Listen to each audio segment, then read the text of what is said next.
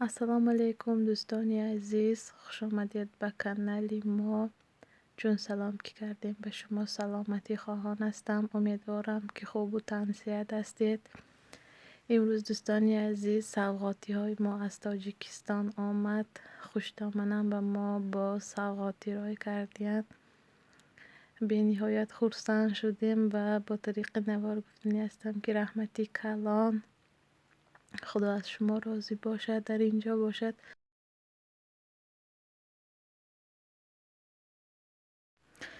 در اینجا دوستانی عزیز چنانی که دیدید یک نمود پیراکازی تیار میکنیم با تواروگ.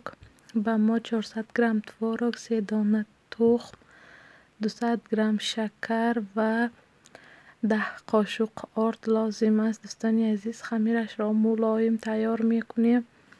تا آخر ویدیو با ما باشید. امیدوارم که به شما معقول می شود.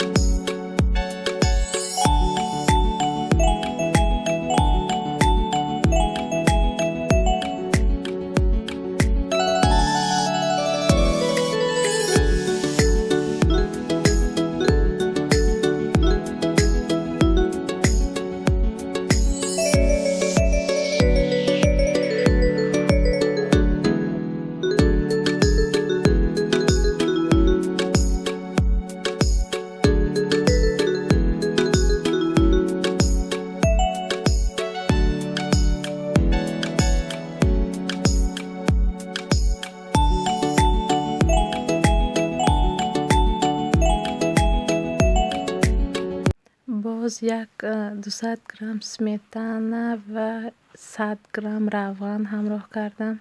اکنون آردش را زیر همراه میکنم و یک قاشق از ریخلی تیل من میخیل آهسته میکویم. دوستانی عزیز رنگ بیسکویت میپیاید پیراگی ما. حاضر راستی که من یکم بار تیار کرده استادم، نمیدونم چه خیلی میشته باشد. برای همین در هیجانم